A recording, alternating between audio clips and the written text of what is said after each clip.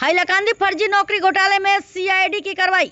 हाइलाकांदी 7 जून Assam police की CID team ने जल संसाधन विभाग में फर्जी नियुक्ति घोटाले के सिलसिले में हाइलाकांदी से अब्बू हनीफ चौधरी को गिरफ्तार किया। आरोपी पर विभाग के प्रमुख अभियंता के फर्जी हस्ताक्षर पर नौकरी दिलाने के नाम पर पैसे वसूलने का आरोप है। प्रारंभिक जांच में करीब 2 करोड़ रुपए की ठगी का पता चला है। सीआईडी ने उसे कोर्ट में पेश कर ट्रांजिट रिमांड पर गुवाहाटी भेज दिया।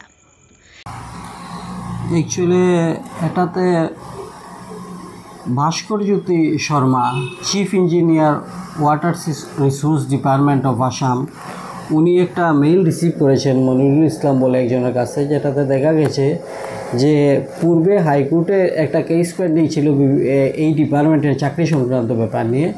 তো সেইটাতে সূত্র ধরে কয়েকজন লোক মানে এটা হাইলাকান্দি থেকে একজনকে করা হয়েছে, এটা সমস্ত আসাম রাজ্যব্যাপী থাকবে।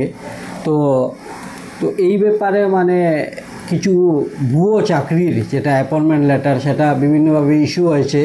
তো উনি ওই যে ইমেল পেয়েছেন সেটার উপরে ভিত্তি করে উনি একটা কেস দাখিল করেছেন। তো সেটা সিআইডি কেস হিসাবে গুয়াহাটিতে রেজিস্টার হয়েছে, এফআইআর নাম্বার 4/2025-এ নথিভুক্ত হয়ে।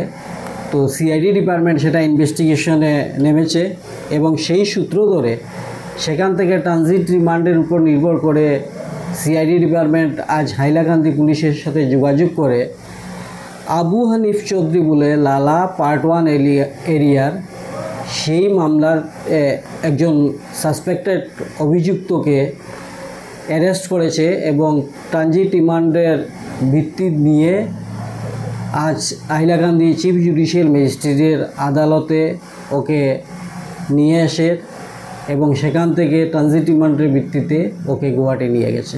এটা তো case number FIR number 4/2025 under section 61/2, 318/4, 336/3, 340/2 ভারতীয় ন্যায় সংহিতা। কোনো অভিযুক্তকে কি গুয়াহাটি নিয়ে গেছে গুয়াহাটিতে, সেখানে তো আন্ডার ইনভেস্টিগেশন, তো ইন্টারোগেশনের মাধ্যমে বাকি তথ্যগুলো বেরিয়ে আসবে।